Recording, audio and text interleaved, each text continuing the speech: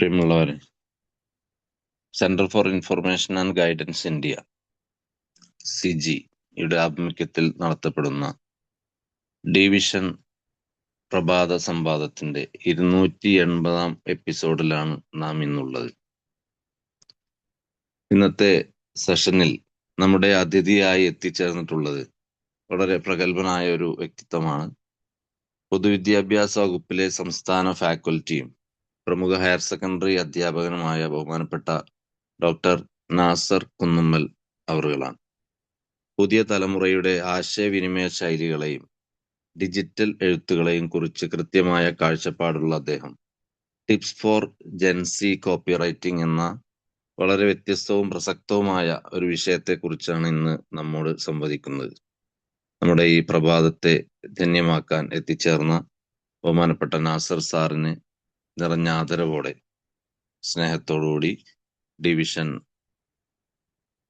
Morning ടോക്കിലേക്ക് ഹൃദ്യമായി സ്വാഗതം ചെയ്യുന്നു.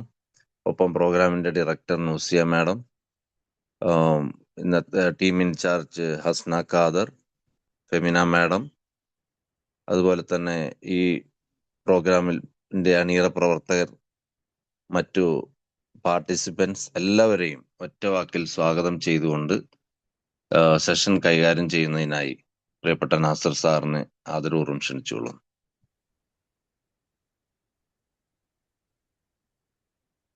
Good morning. ഓഡിയബിൾ ആണോ? ആണ് സർ.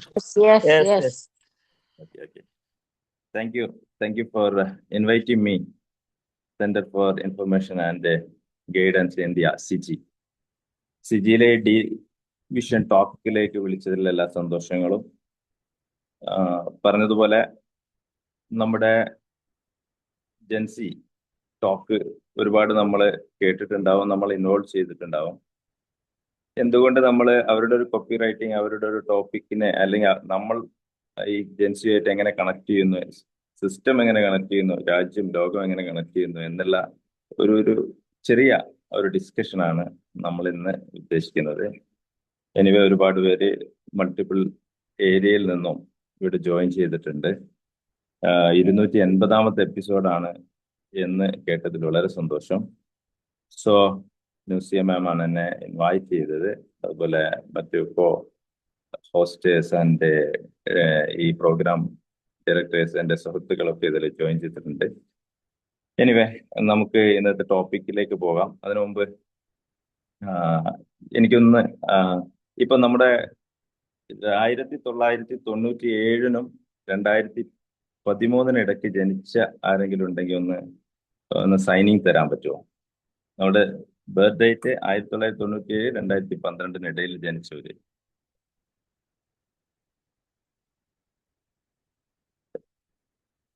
ജസ്റ്റ് ഒന്ന് അറിയാൻ വേണ്ടിയിട്ടാണ്. It's okay, nice. 1990 97 ഇടയ്ക്ക് ജനിച്ചവര്, ബർത്ത് ഡേറ്റ് 90 97 ഇടയിലുള്ളവര്. 1980 ശേഷം 90 ഇടയ്ക്കുള്ളവര്, in between 80 90. Okay okay okay, കാണുന്നുണ്ട്. Anyway nice. ഇപ്പൊ നമ്മളെ ഈ എല്ലാ കാറ്റഗറിയിലും പെട്ട ആളുകൾ ഈ ജെൻസി ടീമുമായിട്ട് കണക്റ്റഡ് ആണ്. ചിലപ്പോ ഡയറക്റ്റ് ഇപ്പൊ 97 മുതൽ 2012 വരെ ഉള്ളവരാണ് യഥാർത്ഥത്തിൽ ഈ കാറ്റഗറിയിൽ കൃത്യമായിട്ട് നമ്മൾ ജനറേഷനെ കുറിച്ച് പറയുകയാണെങ്കിൽ അവരാണ് അതിൽ ബോൺ ആയിട്ടുള്ളത്. ഫസ്റ്റ് ജനറേഷൻ എന്താ ഡിജിറ്റൽ എറ എന്നൊക്കെ പറയുന്നത് പോലെ ഡിജിറ്റലി അവര് നെറ്റീവായിട്ട് വന്നിട്ടുള്ളവർ 97 മുതൽ 2012. ഞാൻ അതിനെക്കുറിച്ചൊന്നും പറയുന്നില്ല, അതൊക്കെ ഒരുപാട് ഡിസ്കസ് ചെയ്തായിരിക്കും. എന്നാൽ അവരെ കൈകാര്യം ചെയ്യുന്ന പാരൻസ് ഈ പറഞ്ഞ 1980 ശേഷമുള്ളവരും അല്ലെങ്കിൽ ഇൻ ബിറ്റ്വീനും ആയിരിക്കാം.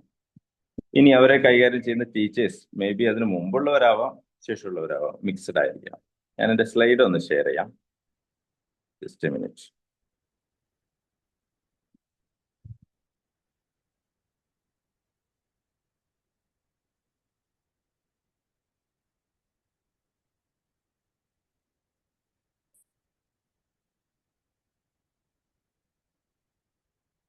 സ്ലൈഡ് വിസിബിൾ ആണെന്ന് കരുതുന്നു. Okay okay, okay. Right. Tips for Gen Z copywriting. അതായത് ഇവരൊരു നമ്മളെ ഈ ജെൻസി ടീം എന്ന് പറയുന്നത് അവർ പ്രാക്ടിക്കലി അപ്രോച്ച്ഡ് ആണ്, ഇൻസ്പയർഡ് ആണ്, എംപവർ ആണ്. അവരൊരു ഇന്നത്തെ ലേണിംഗ് സിസ്റ്റത്തില് നേരത്തെയുള്ള ലേണിംഗ് സിസ്റ്റത്തിനോട് ഒരുപാട് മാറി ചിന്തിക്കുന്നവരുമാണ്. അവരെ നമ്മൾ അപ്രോച്ച് ചെയ്യുമ്പോൾ അവരുടെ ഈ പൊട്ടൻഷ്യലിനെ, ഈ ജെൻസി പൊട്ടൻഷ്യലിനെ കൃത്യമായി ഉപയോഗിച്ചിട്ടുണ്ടോ എന്ന് നോക്കുകയാണെങ്കിൽ ഇന്നത്തെ ഒരു കണക്ക് പ്രകാരം 23.5 23.5 ക്രോഡ്സ് ഇന്ത്യയിൽ K-12 സ്റ്റുഡൻസ് ഉണ്ട്. നമുക്കറിയാം 3.5 ക്രോഡ്സ് UG സ്റ്റുഡൻസും ഉണ്ട്. എന്ന് വെച്ചാൽ 27 ക്രോഡ്സ് വരുന്ന സ്റ്റുഡൻസ് കാറ്റഗറി ഇന്ത്യയിലുണ്ട്.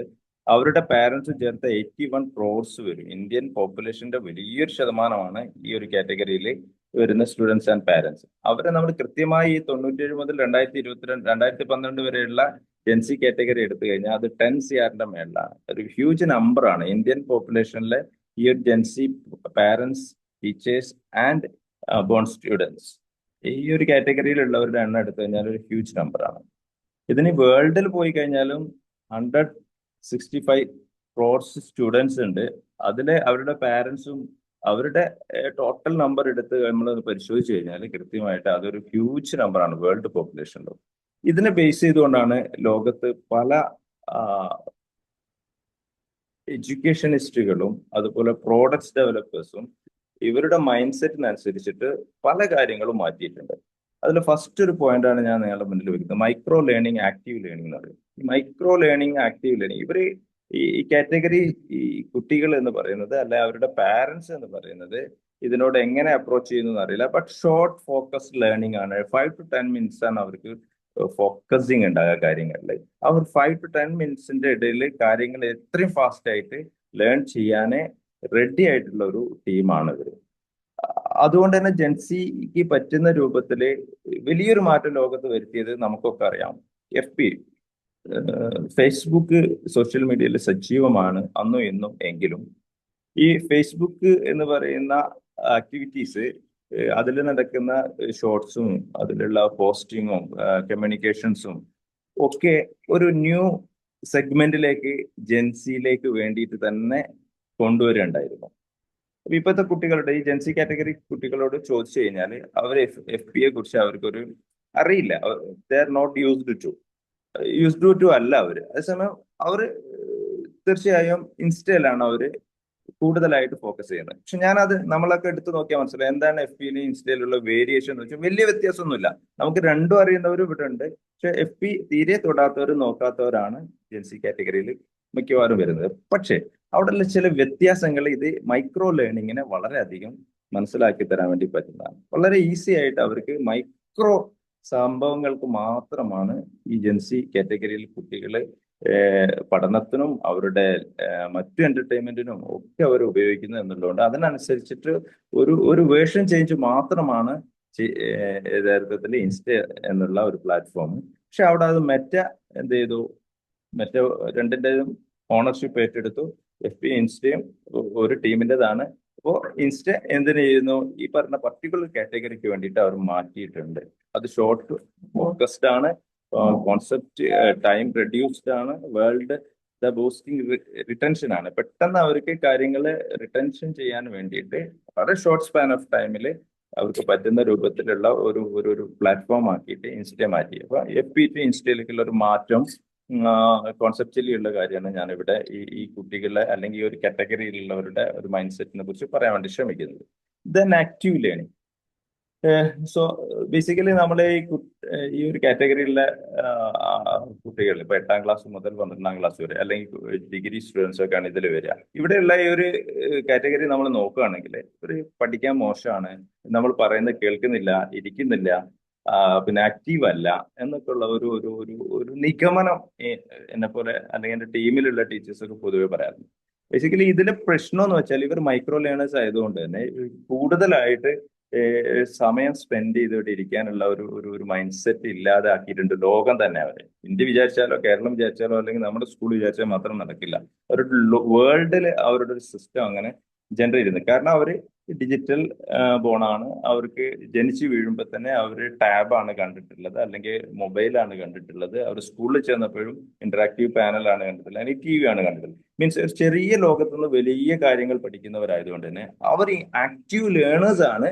But in particular sense C, അതുകൊണ്ട് തന്നെ ലേൺ ബൈ ഡൂയിങ് അവർക്ക് ജെൻസി ടീം ഇൻട്രസ്റ്റഡ് ആവുന്നുള്ളൂ. Like learn by doing, discussions, debates, role play. Role play ഒക്കെ കൊടുത്തു കഴിഞ്ഞാൽ ഈ കാറ്റഗറിയിൽ ടീം വളരെ ആക്റ്റീവായിട്ട് ചെയ്യും. അപ്പൊ റോൾ പ്ലേയുടെ ഒരു കോൺസെപ്റ്റ് കൃത്യമായി അവർക്ക് കിട്ടിക്കഴിഞ്ഞാൽ അവർ ബെസ്റ്റ് ആയിട്ട് പെർഫോം ചെയ്ത് നമ്മൾ കോളേജിലൊക്കെ കാണാറുണ്ട്. അതുപോലെ കേസ് സ്റ്റഡീസിൽ ഇവർ അതിനെ ബേസ് ചെയ്തുകൊണ്ടാണ് കാര്യങ്ങൾ മനസ്സിലാക്കാൻ ശ്രമിക്കുന്ന ഒരു ടീമാണ്. ഹാൻഡ്സ് ഓൺ പ്രോജക്ട്സ്, അതുകൊണ്ട് തന്നെ ഈ ഹാൻഡ്സ് ഓൺ പ്രോജക്റ്റ് സജീവമായതുകൊണ്ടാണ് ഇപ്പൊ NIT-കളിലും അല്ല IIM-കളിലും ഒക്കെ സ്റ്റാർട്ടപ്പുകളൊക്കെ സജീവമായി വന്നത്. പണ്ട് ഒരു 10-15 ഇയേഴ്സ് ബാക്ക് നമുക്ക് ചിന്തിക്കാത്ത, പറയാൻ പറ്റാത്ത ചില കാര്യങ്ങൾ ഇപ്പോഴത്തെ കുട്ടികൾ ഏറ്റെടുക്കുന്നുണ്ട്. എല്ലാവരും ഏറ്റെടുക്കില്ല, ബട്ട് അവർ ഏറ്റെടുക്കുന്നുണ്ട്. ആ ഏറ്റെടുക്കുന്നതിന് ഒന്ന് അവർ ഹാൻഡ്സ് ഓൺ പ്രോജക്റ്റുകളാണ് ഒന്ന് പൊതുവെ ഏറ്റെടുത്ത് നമ്മൾ കാണുന്നത്. ഇപ്പോൾ നമ്മളെ startup mission, startup India, Kerala startup mission ഒക്കെ ആയിട്ട് കണക്ട് ചെയ്യുമ്പോഴേക്കും ഒരു ഹാൻഡ്സ് ഓൺ പ്രോജക്റ്റുകളിൽ ഒരു ഇൻവോൾവ് ആകുന്നുണ്ട്. ബിക്കോസ് അവർ ഈ ഒരു ആക്റ്റീവ് ലേണിംഗ് ഉണ്ട് എന്നുള്ളതിനൊരു തെളിവായിട്ട് എനിക്ക് തോന്നിയിട്ടുള്ളതാണ്. നിങ്ങൾക്ക് ഡിബേറ്റബിൾ ആണ് ഇവര്, പിന്നെ ഇങ്ങനെയല്ല എന്ന് ഡിബേറ്റബിൾ ആണ്. ബട്ട് ദർ ഇസ്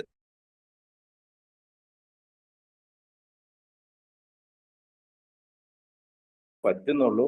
അവരുടെ ഡിബേറ്റ്സിൽ ഇവര് പങ്കാളികളാകുന്നത് പർട്ടിക്കുലർ ഏരിയയിലാണ്. ഉദാഹരണത്തിന് ഇപ്പൊ 24 ചാനൽ നടത്തുന്ന ഒരു പ്രോഗ്രാമിൽ ഇന്നാള് ഡിബേറ്റുകൾ നടക്കാൻ, അതായത് കുട്ടികളെ റിലേറ്റ് ചെയ്തുകൊണ്ട് കുറെ ടോപ്പിക്കുകളൊക്കെ വന്നിട്ടുണ്ടായിരുന്നു. അതിലൊക്കെ കണ്ടാൽ മനസ്സിലാവും ചില പർട്ടിക്കുലർ ഏരിയയിൽ ഇവർ ഡിബേറ്റ് ചെയ്യാൻ റെഡിയാണ്. അവർ അതിന്റെ ഒരു ഗ്രാസ് റൂട്ട് ലെവലിൽ ലേൺ ചെയ്ത് പഠിച്ച് വന്ന് പറയുന്നതായിട്ട് നമുക്ക് കാണാൻ വേണ്ടി പറ്റും. അപ്പൊ ആക്റ്റീവ് ലേണേഴ്സ് ആണെന്നാണ് നമുക്ക് മനസ്സിലാകുന്നത്. ബേസിക്കലി ഇവർ മൈക്രോ ലേണിംഗ് ഇൻട്രസ്റ്റഡ് ആണ്. Then visual learning and gamification. ഈ സെഗ്മെന്റിലെ സ്റ്റുഡൻസ് ബേസിക്കലി ഈ ടീം മുഴുവനും വിഷ്വൽ ലേണിംഗിൽ അവർ ജനിച്ചു വീഴുന്നവരെ അവർ വിഷ്വലി കാണുവാണ്. എല്ലാം image, diagrams, videos, mind maps, brain process, visual, ഇതെല്ലാം അവർ ജനിച്ചു വീഴുമ്പോൾ കാണുന്നത് കൊണ്ട് അവർ തിയററ്റിക്കലി കുറെ കണക്ട് ചെയ്തുകൊണ്ട് പഠിപ്പിക്കുന്നത് അവർക്ക് തീരെ പറ്റില്ല എന്ന് മാത്രമല്ല ഗെയിമിഫിക്കേഷനിൽ ഇൻട്രസ്റ്റഡും ആണ്. എന്തിനെ അവർ ഗെയിമായിട്ട് കണക്ട് ചെയ്തുകൊണ്ടാണ് പോകാൻ വേണ്ടി ശ്രമിക്കുന്നത്. അപ്പൊ അതുകൊണ്ട് തന്നെ ഒരു ക്ലാസ് റൂം മാനേജ്മെന്റ് ഒക്കെ വരുമ്പോൾ ഈ വിഷ്വൽ ലേണിങ്ങിനും ഗെയിമിഫിക്കേഷനും ഒരുപാട് സാധ്യത ഉണ്ട് കേട്ടോ. നമ്മൾ ടോപ്പിക് അല്ല പറയാണ്. ഉദാഹരണത്തിന് ഒരു ഹിസ്റ്ററി പഠിപ്പിക്കുന്ന അധ്യാപകനായാൽ അവർക്ക് ഗെയിമിഫിക്കേഷനിലേക്ക് കൊണ്ടുവരാൻ ഇവിടെ പറ്റും. പിന്നെ പോയിന്റ്സുകള്, ബാഡ്സ്, ലീഡർ കാർഡ്സ്, ലീഡർ ബോർഡ്സ് ഒക്കെ ക്രിയേറ്റ് ചെയ്തുകൊണ്ട് പോയാൽ അത് ഹിസ്റ്ററി ആയാലും പിന്നെ മറ്റു ആർട്സ് സബ്ജക്റ്റുകളായാലും ഇനി സയൻസ് സബ്ജക്റ്റുകളായാലും ഒക്കെ അതിനെ കണക്ട് ചെയ്തുകൊണ്ട് പോകാൻ ഗെയിമിഫിക്കേഷൻ ഇതിലെ എലമെന്റ് ആയിട്ട് കൊണ്ടുവന്നാലാണ് കുട്ടികളെ ഇന്ററാക്ട് ചെയ്ത് നിൽക്കുള്ളൂ. ഇപ്പൊ നമ്മൾ പലപ്പോഴും കുട്ടികളുടെ ക്ലാസ് 60 പേര് 30 പേരൊക്കെ ഉള്ള ക്ലാസ് റൂമുകളിൽ അവരെ മാനേജ് ചെയ്യാൻ വളരെ പ്രയാസപ്പെടാറുണ്ട്. ഒന്നുമല്ല, കുറച്ച് TV വെച്ച് കൊടുത്തുകൊണ്ടോ ക്ലാസ് വെച്ചാൽ പോലും അവരെങ്കിൽ നമ്മളുടെ പ്രൊജക്ടർ ഉണ്ടായാൽ പോലും നിൽക്കത്തില്ല. കാരണം അവരുടെ ഇടയിലേക്ക് ഒരു ചെറിയ ചെറിയ ടീമായവര്, ഒരു 5 പേര്, 3 പേര്, 2 പേര്, ഈ 3-2 പേരുടെ ടീമിലേക്ക് പറ്റുന്ന രൂപത്തിലുള്ള ഒരു ഗെയിമിഫിക്കേഷൻ, ക്യൂസസ് ആയി അല്ലെങ്കിൽ ഞാൻ പറഞ്ഞല്ലോ ബ്രെയിൻ പ്രോസസ് ഒക്കെ കൊണ്ടുപോയാൽ മാത്രമേ ഈ കുട്ടികള് നമ്മളോടൊപ്പം നിൽക്കുള്ളൂ, അല്ലെങ്കിൽ ഈ അക്കാഡമിഷ്യൻസോട് കൂടെ നിൽക്കുള്ളൂ, ഈ സിലബസിനോട് ഒപ്പം നിൽക്കുള്ളൂ. അത് അവരുടെ ഒരു വേൾഡ് വൈഡ് ആയിട്ടുള്ള ഒരു ക്രിയേഷൻ അങ്ങനെ ആയി. അവർ ജനിച്ചത് തന്നെ ഇങ്ങനെ കണ്ടുവന്നത് കൊണ്ടാണ് എന്നാണ് റിസർച്ചേഴ്സ് ഒക്കെ പറയുന്നത്. മറ്റൊന്ന് കൊളാബറേറ്റീവ് ആൻഡ് പേഴ്സണലൈസ്ഡ് ലേണിംഗ്. ഇന്നത്തെ കാലത്ത് നേരത്തെ കാണാത്ത ഒരു ബെനിഫിറ്റ്സ് ആണ് ഇവർ നമ്മൾ കാണുന്നത്. 2 സാധനങ്ങൾ. ഒന്ന് കൊളാബറേറ്റീവ് ആണ്, കൂട്ടി യോജിച്ചുകൊണ്ട്. അതായത് കൊളാബറേറ്റീവ് ഗ്രൂപ്പ് പ്രോജക്റ്റുകള്, പിയർ ടീച്ചിങ്, ടീം പ്രസന്റേഷനിലൊക്കെ ഇവർ ഭയങ്കര സജീവമായിരിക്കും. ഇതിനൊരു ഉദാഹരണം പറയുകയാണെങ്കിൽ YIP നമുക്കറിയാം, ഇന്നോവേഷൻ പ്രോജക്റ്റുകൾ സജീവമായിട്ട് അതിൽ നിന്നും തന്നെ കേരളത്തിൽ നിന്ന് ഒരുപാട് വിദ്യാർത്ഥികൾക്ക് അവസരം കിട്ടുന്നുണ്ട്. അതുപോലെ നാഷണൽ ലെവലിലും ഇന്ത്യ ഗവൺമെന്റ് തന്നെ ഒരുപാട് പ്രോജക്റ്റുകളൊക്കെ മുന്നോട്ട് തരുന്നുണ്ട്. IIT NIT ഒക്കെ ഒരുപാട് പ്രോജക്റ്റുകളൊക്കെ മുന്നോട്ട് തരുന്നുണ്ട്. അപ്പോൾ അതിലൊക്കെ നമുക്ക് ഉള്ള ഒരു ഗുണം എന്ന് വെച്ചാൽ ഇതിലൂടെയൊക്കെയുള്ള കുട്ടികൾ ഒരു വ്യക്തി എന്നതിലുപരി ഒരു ടീമായിട്ട് അവർ പ്രൊജക്ട് ചെയ്യുമ്പോൾ സജീവമായിട്ട് അവരോരോ പ്രോജക്റ്റുകൾ മുന്നോട്ട് കൊണ്ടുവരുന്നത് കാണാൻ വേണ്ടി പറ്റും. ടീം, ഒരു ഗ്രൂപ്പ്. അതുകൊണ്ട് തന്നെ YIP-യിൽ നേരത്തെ ഇൻഡിവിജ്വൽ പ്രോജക്റ്റുകളാണെങ്കിൽ ഇപ്പോൾ 2 പേര് മിനിമം വേണം. 2 പേര് എന്ന് പറയുമ്പോൾ ഒരാൾ ചിലപ്പോൾ ഡൗൺ ആയാലും മറ്റാളെ അപ്പ് ചെയ്തോളും. അപ്പൊ അപ്സ് ആൻഡ് ഡൗൺ ഇവരുടെ ഇടയിൽ ഉണ്ടാവും, പ്രോജക്റ്റുകളൊക്കെ മുന്നോട്ട് കൊണ്ടുപോകും. അപ്പോൾ ഇവർ ടീമായിട്ട് നിന്ന് കഴിഞ്ഞാൽ ഈ അപ്സ് ആൻഡ് ഡൗണിനെ ബാലൻസ് ചെയ്തുകൊണ്ട് കൊണ്ടുപോകാൻ പറ്റും എന്നാണ് മനസ്സിലാകുന്നത്. ഒരു ഗ്രൂപ്പ്, ഒരു കൊളാബറേറ്റീവ് സിസ്റ്റം ഈ ജെൻസി കാറ്റഗറിയുടെ ഇടയിൽ സജീവമാണ്. ഒപ്പം തന്നെ ഇവർക്ക് മറ്റൊരു ഒരു ഒരു ഡയമെൻഷൻ ആണ് personal learning, adapt to interact abilities and peace. അപ്പൊ വൺ ടു വൺ പഠിക്കാൻ ഇവർ ഭയങ്കര ഇൻട്രസ്റ്റഡ് ആണ്. അതുകൊണ്ട് തന്നെ ചില പ്ലാറ്റ്ഫോമുകൾ ഡെവലപ്പ് ചെയ്ത് നമുക്കറിയാം ഈടായിട്ട് എഡ്ടെക് മേഖലയിലൊക്കെ വന്നിട്ടുണ്ട്. അപ്പോൾ ഓൺലൈൻ ലേണിംഗ്, ഓൺലൈൻ ടീച്ചിങ്, ഇതിന്റെയൊക്കെ സാധ്യത വരുന്ന തന്നെ ഈ ജെൻസി കാറ്റഗറിയിലുള്ളവർക്ക് അവരൊരു വൺ ടു വൺ പഠിക്കാനും അവർ ഇൻട്രസ്റ്റഡ് ആണ്. അതോടൊപ്പം തന്നെ കൊളാബറേറ്റീവായി വർക്ക് ചെയ്യാനും അവർ താല്പര്യരുമാണ്. അപ്പൊ ഇത് രണ്ട് ഡയമെൻഷനാണ്. ഒന്ന് പഠിക്കാനുള്ള ഒരു കാറ്റഗറി, മറ്റൊന്ന് അവർ പ്രാക്ടിക്കൽ ചെയ്യാനുള്ള കാറ്റഗറി. ഇതിന് ജെൻസി ടീം ഒന്ന് സ്വന്തമായി പഠിച്ച് രണ്ടുപേരുടെ കൂടെ ചേർന്ന് പ്രോജക്റ്റ് ഉണ്ടാക്കും എന്നുള്ള ഒരു ഹ്യൂജ് ഇൻട്രസ്റ്റിംഗ് ആയിട്ടുള്ള ഒരു ഒരു പ്രോസസ്സ് ഇവരുടെ ഇടയിൽ ഔട്ട്പുട്ട് ആയിട്ട് വന്നുകൊണ്ടിരിക്കുന്നത്. അതോടൊപ്പം തന്നെ ഒരു ഗ്രോത്ത് മൈൻഡ് സെറ്റ്.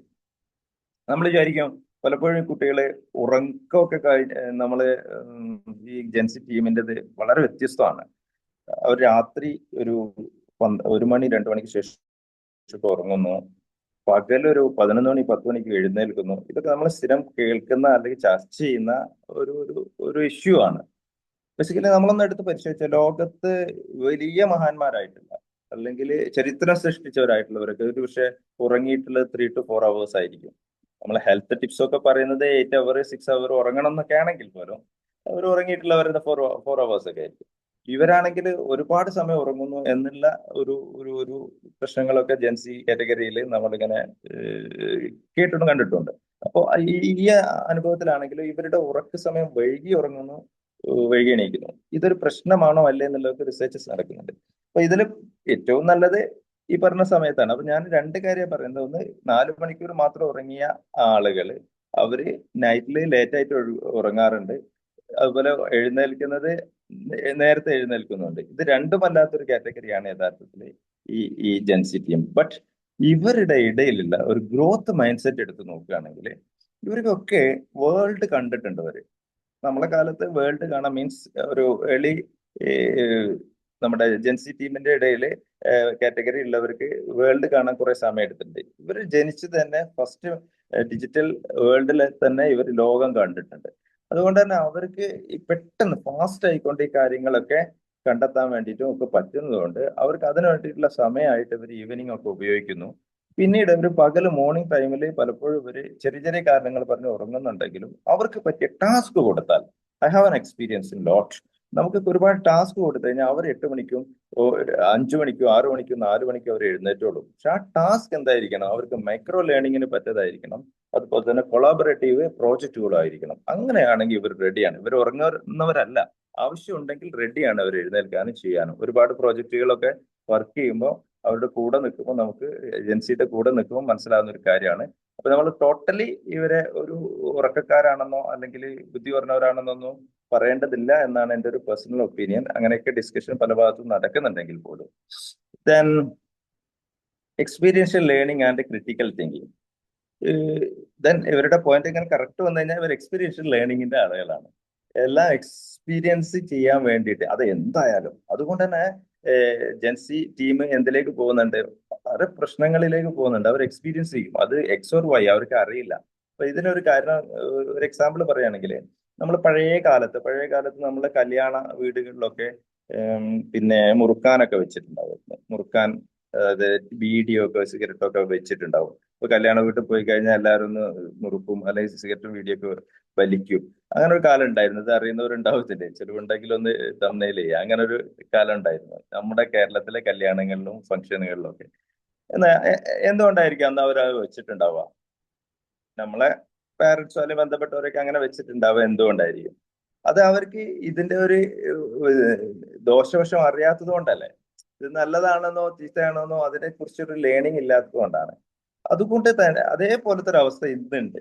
ഇന്ന് ഈ ഡിജിറ്റൽ യുഗത്തിൽ ജീവിക്കുമ്പോൾ നമുക്ക് അത് ജെൻസിയുടെ പാരന്റ്സിന് അല്ലെങ്കിൽ ഓൾഡ് പാരന്റ്സിന് എങ്ങനെയാണ് ഇവരെ കൈകാര്യം ചെയ്യേണ്ടതെന്ന് അറിയാത്തൊരു പ്രശ്നമുണ്ട്.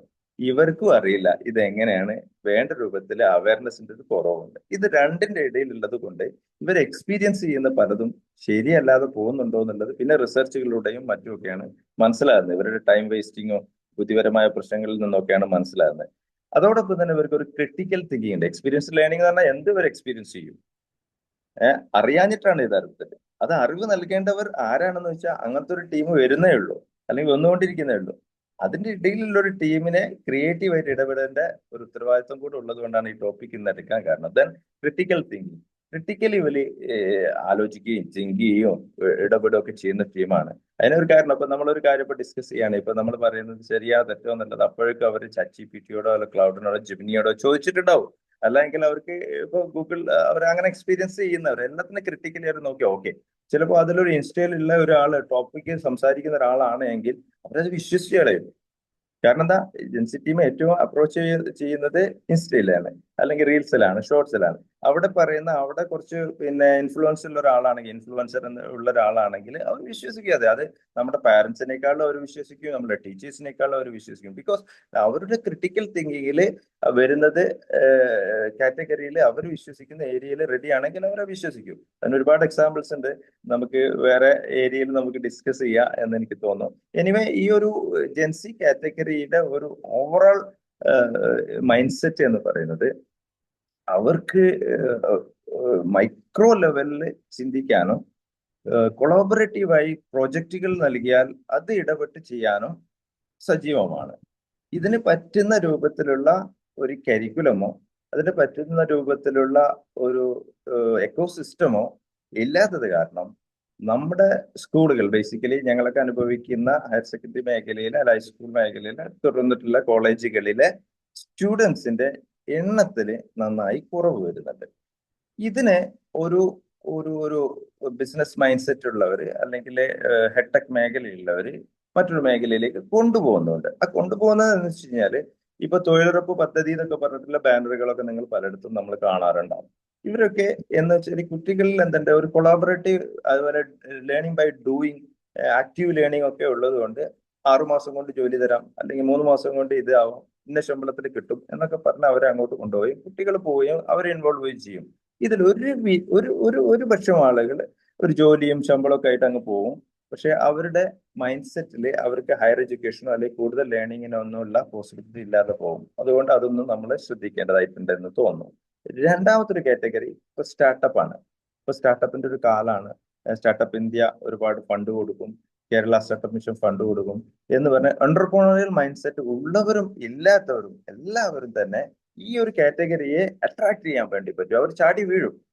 ഇവർക്ക് ഈ മൈൻഡ് സെറ്റ് കൊടുത്തു കഴിഞ്ഞാൽ കുട്ടികൾ ചാടി വീണുകൊണ്ട് മുന്നോട്ട് പോകുന്ന അവസ്ഥയുണ്ട്. പക്ഷെ അവരിലും എല്ലാവർക്കും എന്റർപ്രണറിയൽ മൈൻഡ് സെറ്റ് അല്ലെങ്കിൽ മാനേജ്മെന്റ് സെയിൽസ് എന്നൊക്കെ പറഞ്ഞു കഴിഞ്ഞാൽ എല്ലാവർക്കും ഒരേപോലെ പറ്റുന്നതല്ല എന്നുള്ള ധാരണ കൊടുക്കുകയും responsibility as teacher or trainer or the CG പോലത്തെ ഓർഗനൈസേഷൻ ഉണ്ട് എന്നാണ് എനിക്ക് തോന്നുന്നത്. വൺ മോർ തിങ്, വേൾഡിൽ തന്നെ ഈ ജെൻസി കാറ്റഗറിയിൽ ഈ സെഗ്മെന്റുകളൊക്കെ നിലനിൽക്കുന്നുണ്ട്. ഇതിൽ 3-4 പോയിന്റ് കൂടെ വേറെ ഉണ്ട്. ഞാൻ ടൈം പരിമിതി കൊണ്ട് അങ്ങോട്ട് പോകുന്നില്ല.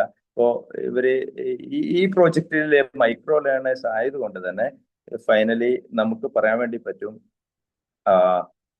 ഇവർക്ക് ഇപ്പൊ വേൾഡിൽ തന്നെ പല പഠനങ്ങളും പഠിക്കുന്നുണ്ട്. ഈ സൂമേഴ്സ് എന്ന് പറയുന്ന ടീം ഇപ്പൊ സയൻസ് ലേണിങ്ങിലേക്കൊന്നും വരുന്നില്ല. അപ്പൊ മൈക്രോ ആയിട്ട് ടിപ്സ് ആയിട്ട് അവർ പഠിച്ച് ബിസിനസ് അല്ലെങ്കിൽ പെട്ടെന്ന് പണം ഉണ്ടാക്കുന്ന പിന്നെ രീതിയിലേക്ക് പോകാനുള്ള മൈൻഡ് സെറ്റ് ഇവർക്ക് ഉള്ളത് കൊണ്ട് ഒരു സയൻസ് ലേണിങ്ങിലേക്കൊന്നും വരുന്നില്ല. പല രാജ്യങ്ങളിലും സയൻസ് സ്റ്റുഡൻസിന്റെ ഇപ്പൊ എസ്പെഷ്യലി MBBS ഒക്കെ പോലത്തെ മറ്റു ലോങ് ടൈം പഠിക്കേണ്ട ഏരിയയിലേക്കൊന്നും കുട്ടികൾ വരാത്തതിന് കാരണം ഈ ജെൻസി കാറ്റഗറിയിലെ ഈ ഒരു മൈൻഡ് സെറ്റും കാര്യവും ആണ് എന്നാണ് മനസ്സിലാവുന്നത്.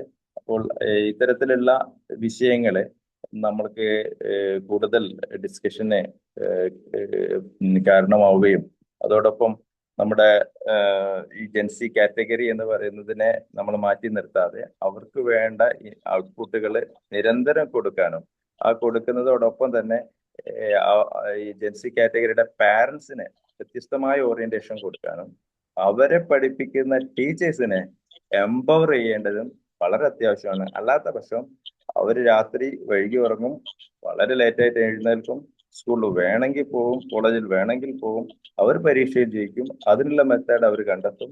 അങ്ങനെ പോയി കഴിഞ്ഞാൽ ഇത് രണ്ടും രണ്ട് രൂപത്തിൽ പോവുകയും വരുന്ന ഇന്ത്യ പോലത്തെ രാജ്യങ്ങളിലെ ഹ്യൂജ് നമ്പർ ആയിട്ടുള്ള ഈ ഒരു കാറ്റഗറിയെ റൈറ്റ് ട്രാക്കിലേക്ക് കൊണ്ടുപോകാനുള്ള പ്രയാസം ഉണ്ടാകും എന്ന് ഉറപ്പാണ്. അതുകൊണ്ട് അവരെ മൈക്രോ ലേണിംഗിലേക്കും അതുപോലെ പാർട്ടിസിപ്പേറ്റഡ് ലേണിംഗിലേക്കും അതിനു വേണ്ടിയിട്ടുള്ള പ്രോജക്റ്റുകളും പ്രോഗ്രാമുകളും ഒക്കെ ഇപ്പൊ നിരന്തരം ഡിസ്കഷനൊക്കെ നടക്കുന്നുണ്ട്. നമുക്കും അതിൻ്റെ ഒരു ഭാഗമാവാം. എനിവേ 6:55 ആയിട്ടുണ്ട്. എൻ്റെ ടൈം അവസാനിക്കുന്നു എന്ന് മനസ്സിലാവുന്നു.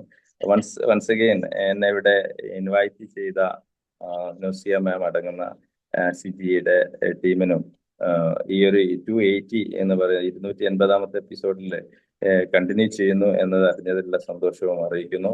അപ്പോൾ ജെൻസി കോപ്പി റൈറ്റിംഗ് കോൺസെപ്റ്റ് നമ്മൾ കൂടുതൽ സജീവമാക്കണം. അതിനു വേണ്ടിയിട്ടുള്ള ഇടപെടലുകൾ എല്ലാ ഭാഗത്തും ഉണ്ടാവും എന്ന് അറിയിക്കുന്നു. Thank you very much. Good morning. Centre for information and guidance India സിജിയുടെ ഡിവിഷൻ പ്രോഗ്രാമിൽ നമ്മുടെ ഇന്നത്തെ അതിഥി നാസർ സർ കോപ്പി റൈറ്റിംഗിന്റെ ആധുനിക ലോകത്തേക്ക് നമ്മെ കൂട്ടിക്കൊണ്ടുപോയപ്പോ എനിക്ക് ഓർമ്മ വന്നത് പ്രശസ്ത എഴുത്തുകാരൻ വില്യം ബറോസിന്റെ ഒരു വരിയാണ്. Language is A virus from outer space. പക്ഷേ ഇന്ന് സർ നമുക്ക് കാണിച്ചു തന്നത് ആ വൈറസിനെ എങ്ങനെ ജെൻസി ഭാഷയിലേക്ക് റീലുകളായും മീമുകളായും ഇൻഫ്യൂസ് ചെയ്യാമെന്നാണ്. വെറും ഒരു ക്ലാസ് എന്നതിലുപരി ഇതൊരു വല്ലാത്തൊരു ലേണിംഗ് എക്സ്പീരിയൻസ് ആയിരുന്നു. ജെൻസിയുടെ അറ്റൻഷൻ സ്പാൻ കുറവാണെന്ന് നമ്മൾ എപ്പോഴും പറയാറുണ്ടല്ലോ. പക്ഷെ ആ കുറഞ്ഞ സമയത്തിനുള്ളിൽ വലിയ ആശയങ്ങൾ എത്തിക്കുന്ന മൈക്രോ ലേണിംഗ് വിദ്യകൾ സർ വളരെ ലളിതമായി പറഞ്ഞു തന്നു. ഒരു വശത്തിരുന്ന് കേൾക്കുക മാത്രമല്ല, നമ്മളെ കൊണ്ട് ചിന്തിപ്പിച്ച ആക്റ്റീവ് ലേണിംഗ് രീതിയും മടുപ്പില്ലാതെ കാര്യങ്ങൾ പഠിപ്പിച്ച ഗെയിമിഫിക്കേഷൻ സ്ട്രാറ്റജിയും ഈ ക്ലാസ്സിനെ സുന്ദരമാക്കി.